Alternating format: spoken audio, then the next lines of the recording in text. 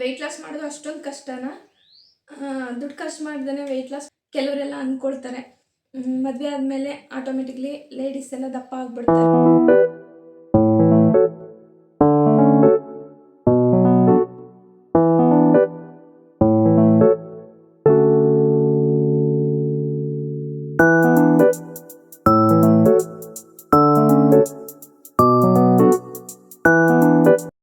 ನೋಡಿದ್ರಿ ಅಲ್ವಾ ನನ್ನ ಬಿಫೋರ್ ಫೋಟೋಸ್?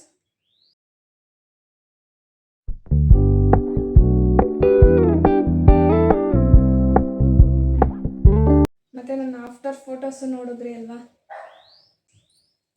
ಹಾಯ್, ಹೆಲೋ, ನಮಸ್ಕಾರ ಎಲ್ಲರಿಗೂ. Welcome back to Eshwaratna kitchen. ಕೆಲವರೆಲ್ಲ ಅಂದ್ಕೊಳ್ತಾರೆ, ಮದುವೆ ಆದಮೇಲೆ ಆಟೋಮೆಟಿಕ್ಲಿ ಲೇಡೀಸ್ ಎಲ್ಲ ದಪ್ಪ ಆಗಿಬಿಡ್ತಾರೆ, ಮತ್ತು ಪ್ರೆಗ್ನೆನ್ಸಿ ಡೆಲಿವರಿ ಅಂತ ದಪ್ಪ ಆಗ್ತಾರೆ. ಸಿಸರಿನ್ ಆದವರು ಹೊಟ್ಟೆ ಕರಗ್ಸೋಕ್ಕಾಗಲ್ಲ, ಹೊಟ್ಟೆ ಹಂಗೇನೆ ದಪ್ಪಕ್ಕಿರುತ್ತೆ, ಆ ಥರ ಅಂದ್ಕೊಳ್ತಾರೆ. ಅದೆಲ್ಲ ಸುಳ್ಳು, ಎಲ್ಲನೂ ಕರಗಿಸ್ಬೋದು.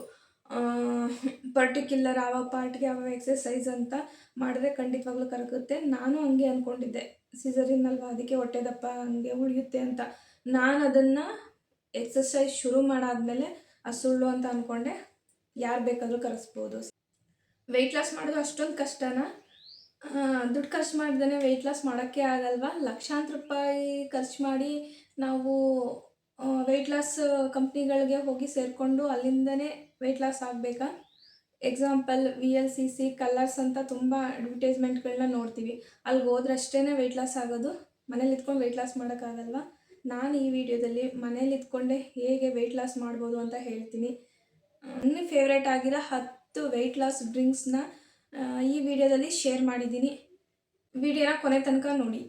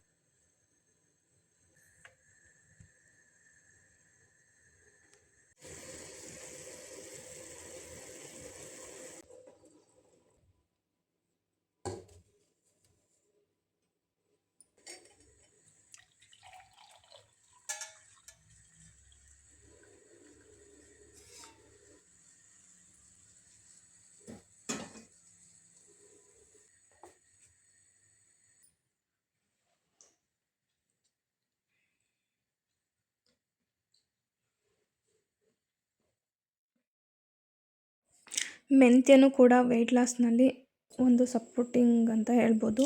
ಅದನ್ನು ಓವರ್ನೈಟ್ ನೆನೆಸಿಟ್ಬಿಟ್ಟು ಮಾರ್ನಿಂಗ್ ಎದ್ದು ಅದರದ್ದು ನೀರು ಕುಡಿದ್ಬಿಟ್ಟು ಮೆಂತ್ಯನೂ ಕೂಡ ತಿನ್ನೋದು. 1 ಟೀ ಸ್ಪೂನ್ ಮೆಂತ್ಯ ನೆನೆ ಹಾಕಿದರೆ ಅದೇ ಅಳ್ಕೊಂಡು ಜಾಸ್ತಿ ಆಗುತ್ತೆ. ಅದನ್ನು ಮಾರ್ನಿಂಗು ನಾವು ಊಟಕ್ಕಿಂತ ಮುಂಚೆ ಎದ್ದೇಳ್ತೀವಲ್ಲ ಆವಾಗ ಕುಡಿದ್ರೆ ಒಳ್ಳೆಯದು ಆರೋಗ್ಯಕ್ಕೆ, ಶುಗರ್ಗೆ, ಮಂಡಿ ನೋವು, ವೆಯ್ಟ್ ಲಾಸು ಎಲ್ಲದಕ್ಕೂ ಒಳ್ಳೆಯದು.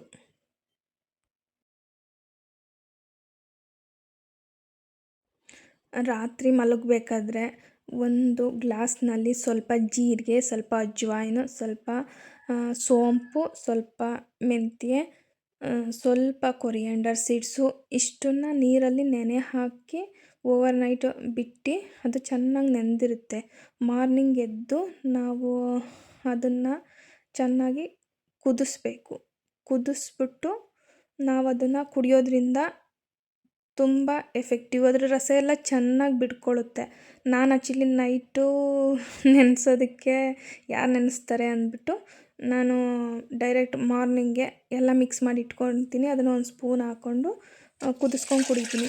ಓವರ್ನೈಟ್ ನೆನೆಸಿಟ್ಟು ಅದನ್ನು ಕುದಿಸ್ಕೊಂಡು ಕುಡಿದ್ರೆ ಅದು ತುಂಬ ಚೆನ್ನಾಗಿ ಎಲ್ಲ ರಸ ಎಲ್ಲ ಬಿಟ್ಕೊಳ್ಳುತ್ತೆ, ನೆಂದಿರುತ್ತೆ ಅಲ್ವಾ, ಅದರಿಂದ ಇನ್ನು ಎಫೆಕ್ಟಿವ್ ಒಳ್ಳೆಯದು. ಅದರಲ್ಲಿ ಎಲ್ಲ ರಸನೂ ಬಿಟ್ಕೊಳ್ಳುತ್ತೆ, ಏನು ವೇಸ್ಟ್ ಅಂತ ಆಗಲ್ಲ ನೆನೆಸ್ಬಿಟ್ಟು ಕುದಿಸಿ ಕುಡಿಯೋದ್ರಿಂದ. ಈ ಡ್ರಿಂಕ್ಸು ಬರೀ ವೆಯ್ಟ್ ಲಾಸ್ಗೆ ಅಂತಲ್ಲ, ಇರ್ರೆಗ್ಯುಲರ್ ಪೀರಿಯಡ್ಸ್ಗೂ ಕೂಡ ಒಳ್ಳೆಯದು. ಹಾರ್ಮೋನ್ಸ್ ಕೂಡ ಬ್ಯಾಲೆನ್ಸ್ಡ್ ಆಗಿರುತ್ತೆ. ನನಗೆ ಗೊತ್ತಿರೋರೇ ಹೇಳಿದ್ದಾರೆ, ಇದನ್ನು ಕುಡಿಯೋಕ್ಕೆ ಶುರು ಮಾಡಿದ ಮೇಲೆ ನನಗೆ ಇರ್ರೆಗ್ಯುಲರ್ ಪೀರಿಯಡ್ಸು ಕರೆಕ್ಟಾಗಿ ಆಗಿದೆ, ರೆಗ್ಯುಲರ್ ಆಗ್ತಾಯಿದೆ ಅಂತ ಹೇಳಿದ್ದಾರೆ.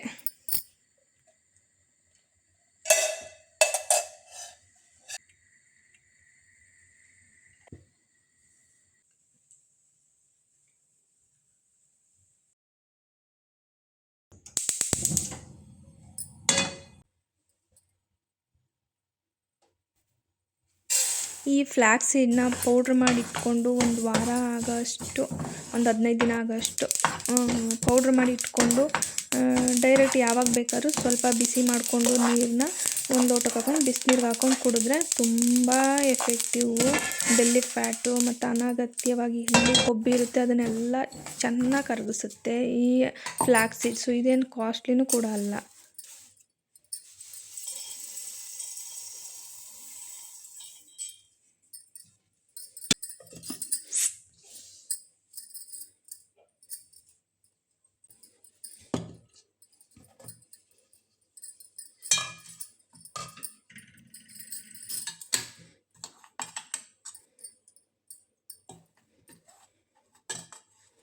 ನಾನು ಇದನ್ನು ಪೌಡ್ರ್ ಮಾಡಿ ಒಂದು ಗಾಜಿನ ಬಾಟಲಲ್ಲಿ ಸ್ಟೋರ್ ಮಾಡಿ ಇಟ್ಕೊಳ್ತೀನಿ. ಗಾಜಿನ ಬಾಟಲಲ್ಲಿ ಗಾಳಿ ಆಡಲ್ಲ ಮತ್ತು ಕೆಡಲ್ಲ. ಯಾವುದೇ ಪದಾರ್ಥ ಹಾಕಿಟ್ರೂ ಅದರಿಂದ ನಾನು ಗಾಜಿನ ಬಾಟಲಲ್ಲಿ ಇದನ್ನು ಸ್ಟೋರ್ ಮಾಡಿ ಇಟ್ಕೊಳ್ತೀನಿ. ಒಂದು ವೀಕು 15 ಡೇಸ್ಗೆ ಆಗೋಷ್ಟು ಮಾಡಿ ಇಟ್ಕೊತೀನಿ ಒಂದು ಸಲ. ಘಮ ಘಮ ಅಂತಿರುತ್ತೆ, ಚೆನ್ನಾಗಿರುತ್ತೆ.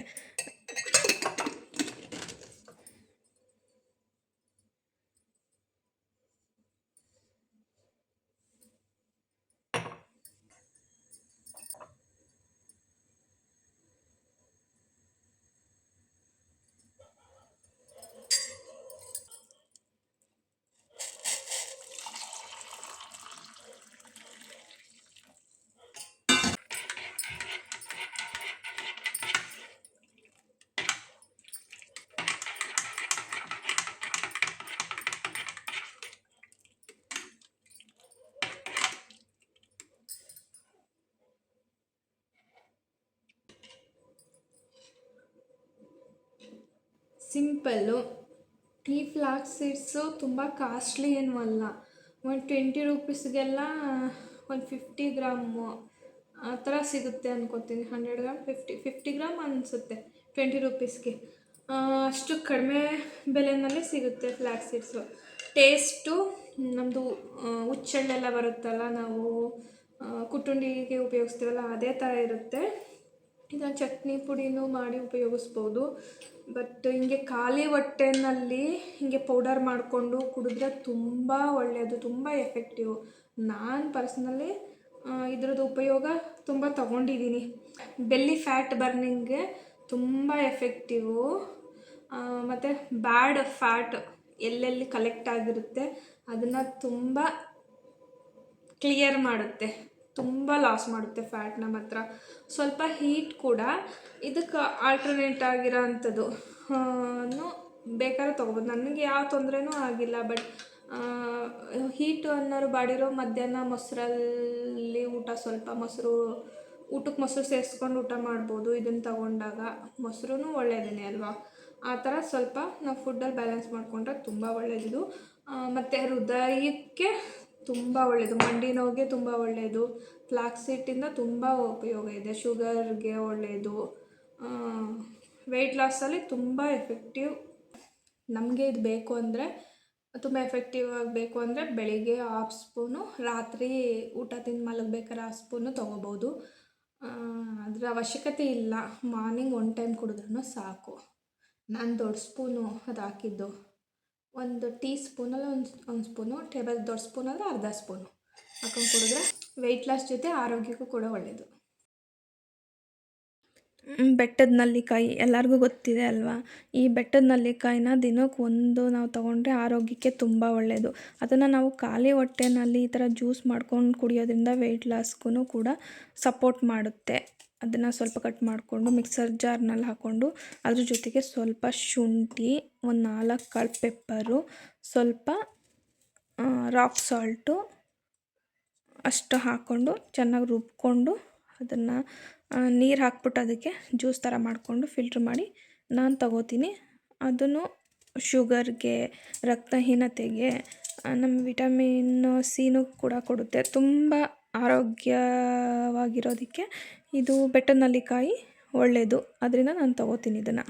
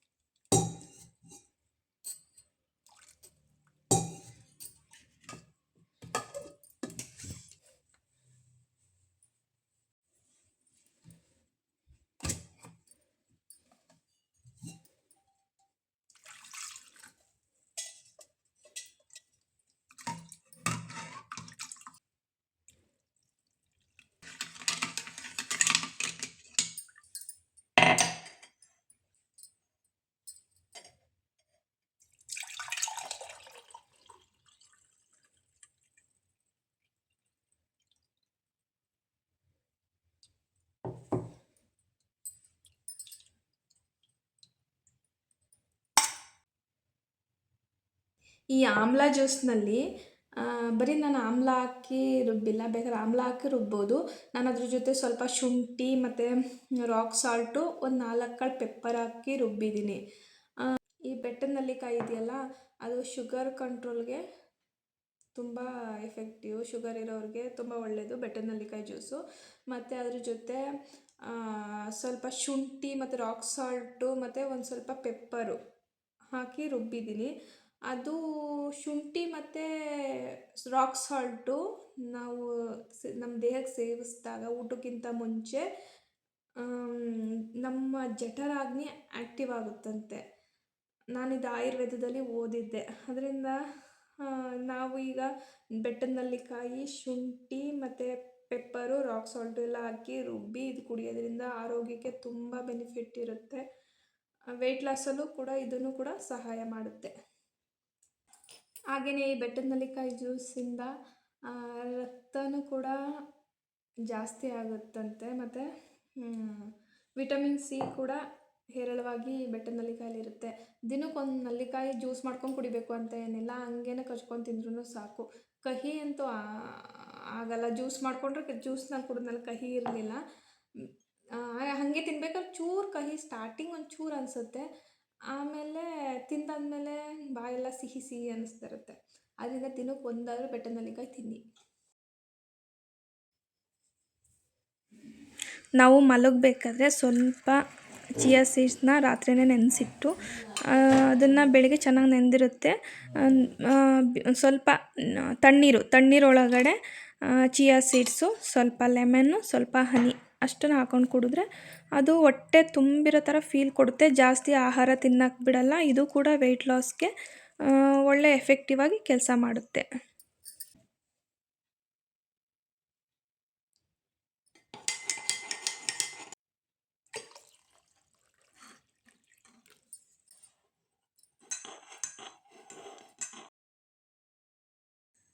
ಇದು ಎಲ್ಲರಿಗೂ ಗೊತ್ತಿರೋ ಅಂಥದ್ದು ಲೆಮನ್ ಹನಿ.